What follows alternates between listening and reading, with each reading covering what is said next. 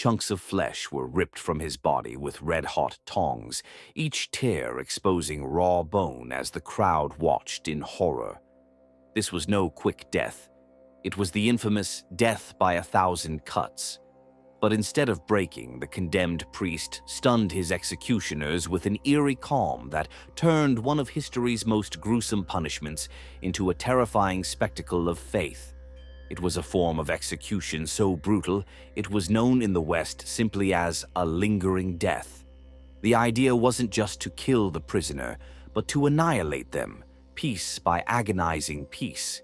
But as the horrific execution began on November 30th, 1835, something happened that no one expected.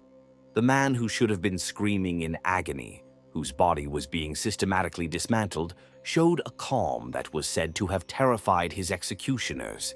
This is the story of Joseph Marchand, a French priest whose unwavering faith turned one of history's most brutal punishments into a powerful and deeply unsettling story of martyrdom.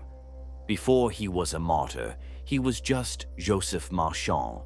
Born on August 17, 1803, in the small French village of Passavant, he came from a simple peasant family. With no formal education in his early years, his path seemed pretty much set. But Marchand was described as naturally gifted, and his deep-seated piety eventually led him to the seminary in 1821.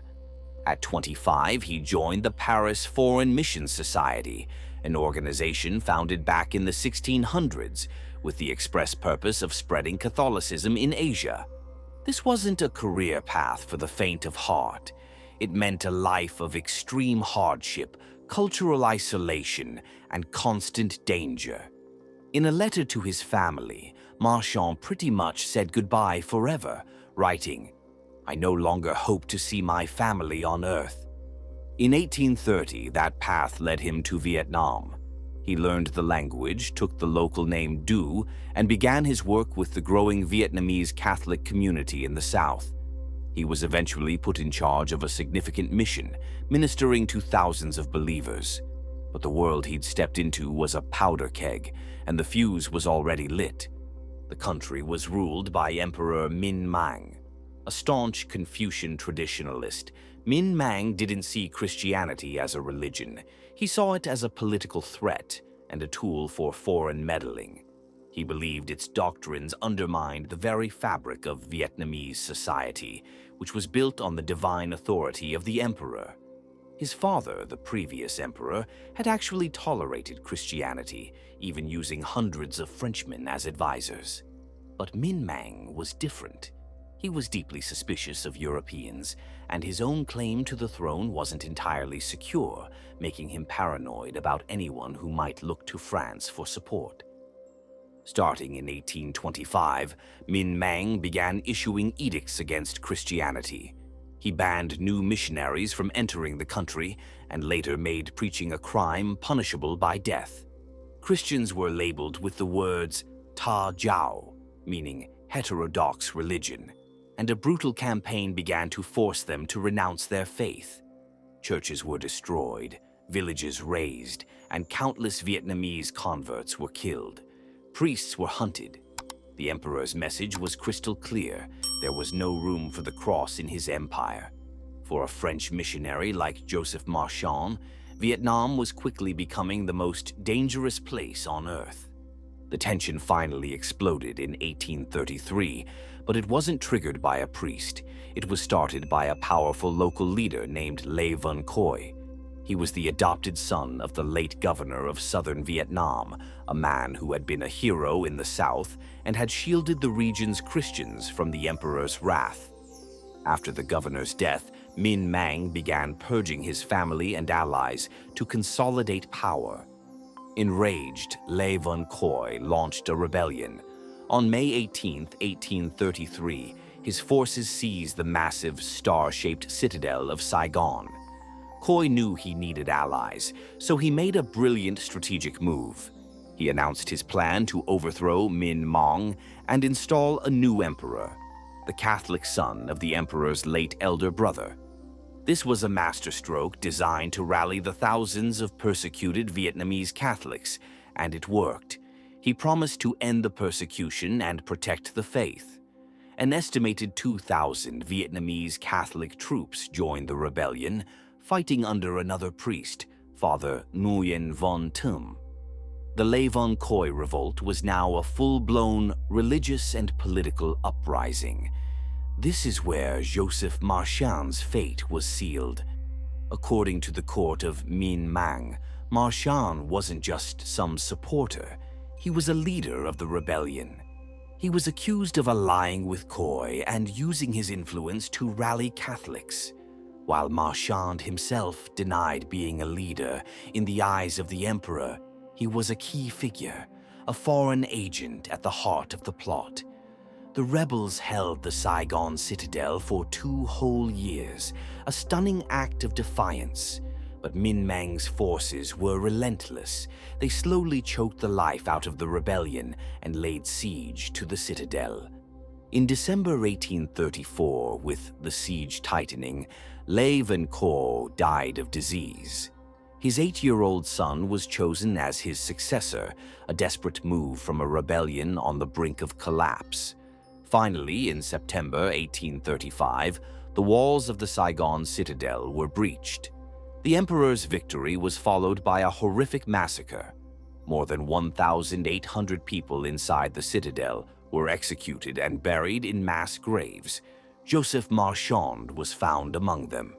He was immediately singled out as a ringleader, beaten, and locked in a cage so small he was forced to sit hunched over day and night.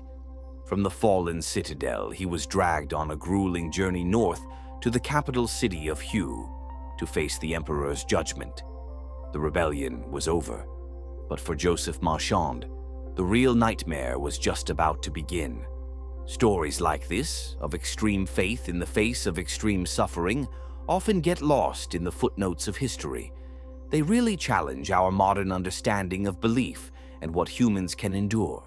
If you find these strange, dark, and mysterious stories from the past as fascinating as I do, consider subscribing and clicking the bell. It helps this channel keep unearthing these forgotten narratives. In Hue, Marchand was put on trial. The verdict was never in doubt. He was condemned for being a leader of the Western religion and for participating in the rebellion. He was given one chance to save himself, renounce his faith, and step on a crucifix. Marchand refused. For his defiance, Minh Mạng ordered the most terrible punishment he had, an execution by dismemberment, a method so horrific it was often compared to the Chinese lang tri. Its purpose wasn't just to kill, but to inflict unimaginable, prolonged suffering as a public spectacle. The punishment was also a violation of Confucian principles, which held that a body should remain whole, making it a form of spiritual destruction, too. On November 30th, 1835, Joseph Marchand was led to the execution ground. The method was hideously precise. Executioners used tongs, heated red-hot in a fire, to tear pieces of flesh from his body. According to historical accounts, the torture went on for an excruciatingly long time. They started with his legs, then moved to his chest and arms, methodically pulling flesh from his bones. A crowd watched as imperial officials documented the event. This was state-sanctioned terror, a lesson for anyone who dared defy the emperor. The prisoner was expected to scream, beg, and break. And while Marchand did cry out in pain, he never recanted. Catholic Church accounts from the time say that through the agony, he remained steadfast, calling out, "O my Father," as his body was torn apart. After hours of this brutality, he finally died from his injuries. The fate of his dismembered body is lost to history, a final indignity to ensure his followers couldn't gather his remains as relics. Minh Mạng had made his point.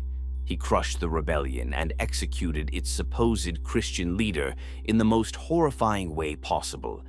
But in doing so, he accidentally did the exact opposite of what he wanted.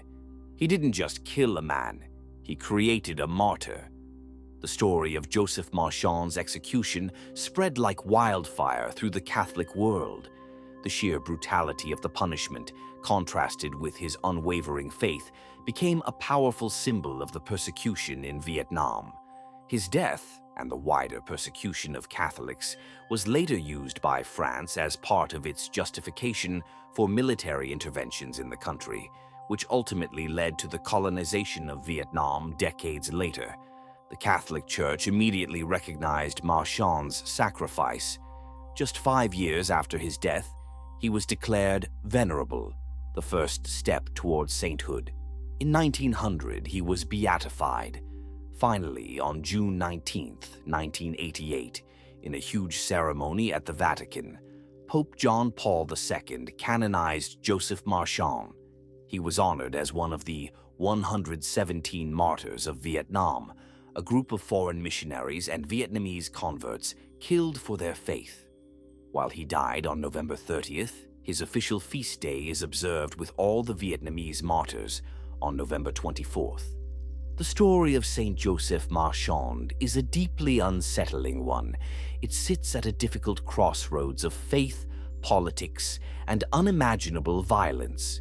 In the eyes of an emperor, he was a traitor, the ringleader of a dangerous rebellion. But in the eyes of the Church, he was a symbol of ultimate devotion, a saint who endured one of history's most barbaric punishments without abandoning his God. His execution was meant to be an ending, the final, brutal stamp on a foreign faith. Instead, it became a beginning.